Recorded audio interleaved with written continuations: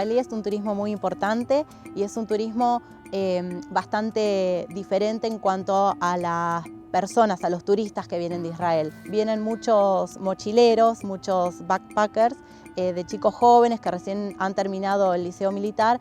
Últimamente viene masivamente y el turismo masivo deja sus cosas, ¿no? No siempre agrada del todo, más ellos que también suelen tener o mostrar distancia, ¿no? Para algunas cosas. Sí, hemos tenido grandes problemas con muchos. Los chicos tienen diferencias culturales muy grandes con las nuestras, el idioma es muy crudo, su forma de actuar es muy ruda, entonces muchas veces se generan muchísimos choques. El ciudadano israelí muchas veces tiene un modo muy hosco de tratar a los demás, no entre ellos, y no es para todos, pero suele ocurrir que sean gente a veces corta en el trato, seco, digamos. Allá no existe esto del abrazo, el beso, el apretón, son más, un poco más distantes en el trato. Precisamente para romper estas barreras culturales existen personas como Leo. Nacido en Argentina, pero de familia judía, vivió en Israel de los 23 a los 25 años. Allí aprendió la lengua y la cultura hebreas. Ahora es voluntario en el municipio de El Calafate, en Argentina, donde trabaja solo con jóvenes turistas israelíes a los que da charlas de bienvenida para ayudarles a integrarse sin problema en el entorno. Yo me autodefino como una persona que achica las distancias culturales. Al haber nacido en Argentina y haber vivido en Israel y hablar las dos lenguas, hablar y escribir las dos lenguas, me da otro entendimiento de la situación en el que yo les puedo decir a ellos, les puedo explicar en su idioma cómo son las cosas acá para que la pasen mejor.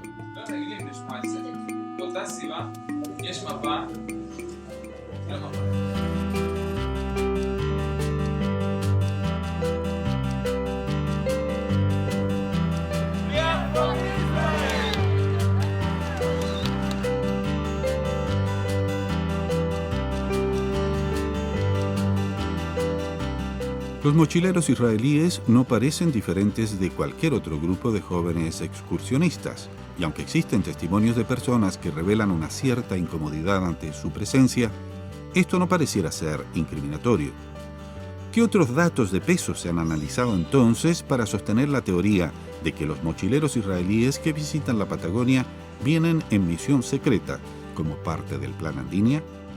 Uno de los casos más importantes, diría, en la fuente del mismo, es un artículo publicado en el diario La Nación. El 5 de enero de 1986 publica un artículo muy interesante donde describe cómo se avisoran y se han avistado muchísimos mochileros, o sea, backpackers, ¿no? Jóvenes, chicos jóvenes, por toda la Patagonia. Y le hacen una entrevista a un grupo de ellos en El Calafate, de la provincia de Santa Cruz, y ellos mismos dicen que en realidad están haciendo relevamientos en esa y otras partes de la Patagonia para eventuales asentamientos judíos en esa región y que incluso serían más fáciles de lo que fue hacer los asentamientos en Palestina, en el actual Estado de Israel, porque Argentina, por sus recursos, su agua potable, su potencial para alimentos, etc., sería un lugar ideal para futuros asentamientos israelíes en la zona. Eso ha hecho que mucha gente en Argentina, no toda la opinión pública, todavía es un tema que no está generalizado en la opinión pública,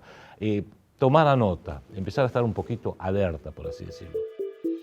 En el artículo, Alberto Levi, quien se presentaba como portavoz de un grupo de israelíes que realizaban un relevamiento en la zona, declaraba públicamente que trabajaba en el proyecto de crear una colonia judía en el lugar, con el aval de las autoridades argentinas.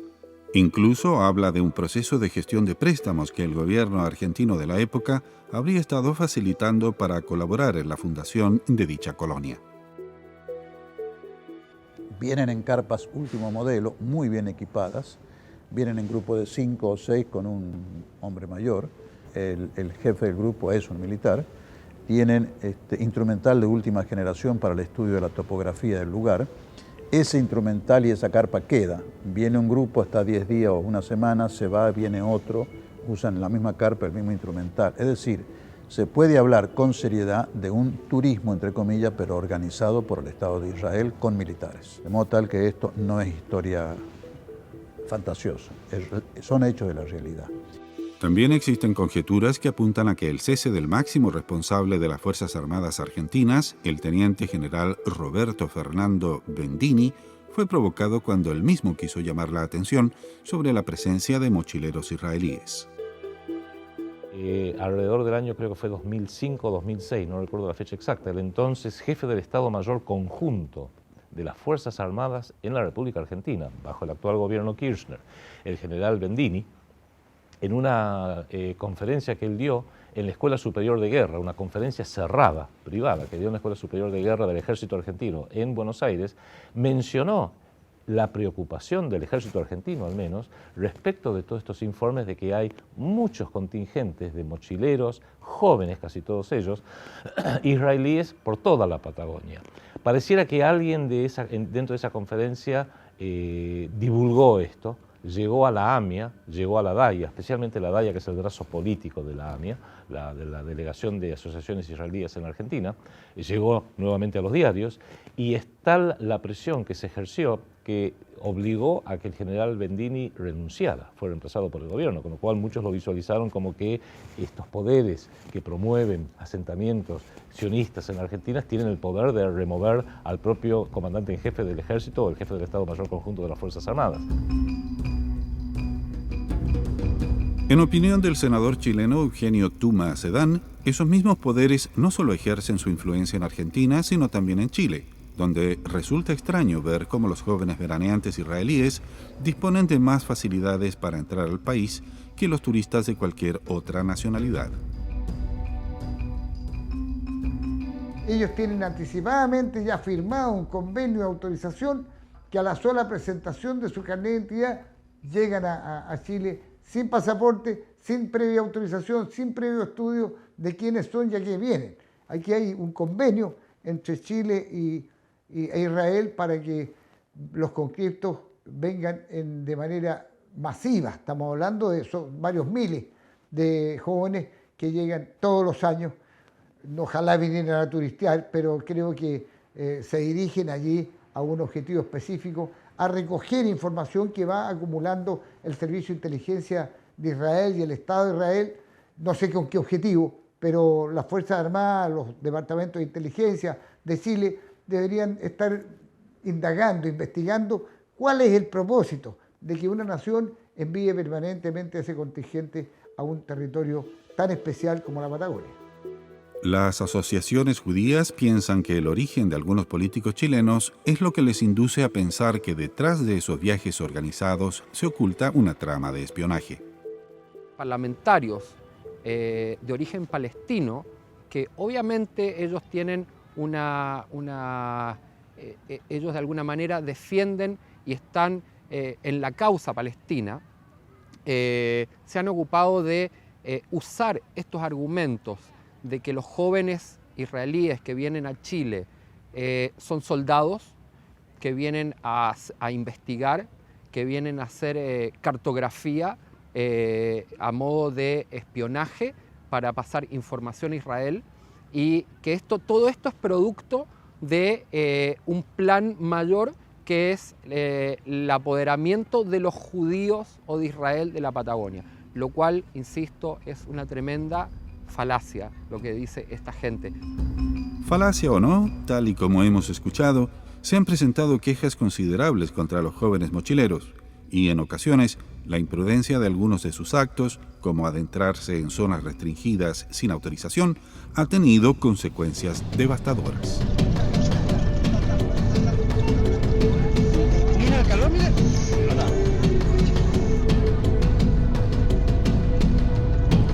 El último gran incendio que hubo aquí en el parque, donde se quemaron 17.000 hectáreas, fue producto de uno de ellos que hizo una fogata en un lugar indebido, y el viento después se encargó de hacer el resto y no lo pudieron dominar.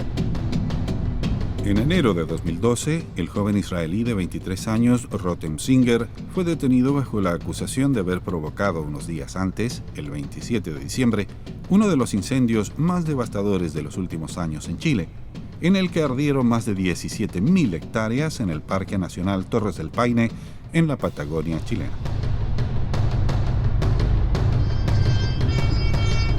a raging fire has already destroyed more than 14,000 acres of Patagonian land.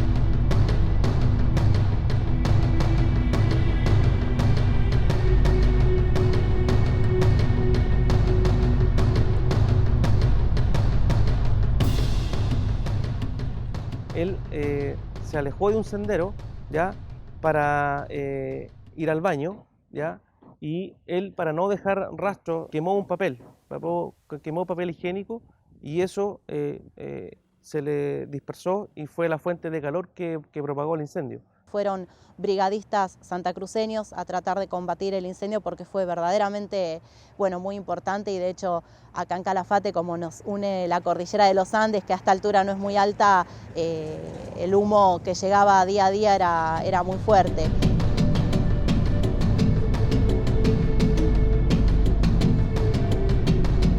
Había una gran cantidad de humo que no se podía transitar por la ruta, entonces hubo que parar y cerrar el parque y empezar a apagar el fuego, porque las raíces de esta vegetación son muy largas y también se iba por debajo de la tierra y aparecía un foco por allá, después otro por allá. Era bien conflictivo y no pudieron controlar el fuego en ese momento, y se fue, y se fue, y se fue. Pero el origen fueron este señor que era israelí. Hubo una negligencia de parte de él, un incumplimiento de las normas que provocaron un daño irreparable para nuestro parque nacional, irreparable para lo que fue esa temporada turística, y un gasto a nuestro país que fue del orden de los 5.000 millones de dólares.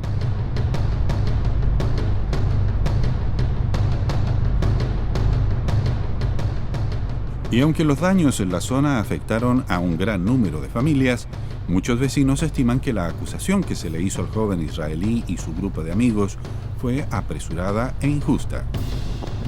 Ellos bajaron del parque, estuvieron acá 2-3 días, y después, cuando lo interrogaron, ellos se dieron cuenta que, bueno, había sido por falta de ellos, pero ellos no se habían dado cuenta que ellos también estaban involucrados. Fue el año más seco de Torres del Paine, no había habido viento, no había habido lluvia, durante 20 días. Comenzó el incendio y a los 24 después empezó una racha de viento de 120 kilómetros por hora, o sea, ni mejor pensado habría salido. Juan administra uno de los hostales donde se albergaban los chicos cuando se produjo la tragedia. Él y su madre brindaron todo su apoyo a los muchachos israelíes durante el proceso judicial. Él, cuando las primeras declaraciones, él no entendía nada. Entonces el hijo después lo fue a hacer de traductor, y también pues, nosotros, la familia completa, estábamos 100% apoyando a él, porque siempre sentimos que no tuvo la culpabilidad, que pasó algo que, bueno, solamente él lo sabe porque nadie estuvo presente. Y lamentablemente la justicia lo quiso castigar por algo que no fue.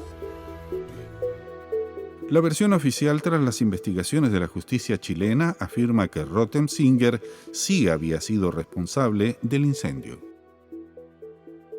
Lo importante de la pericia que realizó Carabineros de Chile a través de sus funcionarios, a través del levantamiento de la evidencia, logra mediar o sindicar con pruebas más el reconocimiento por parte del ciudadano israelita, su autoría en el hecho.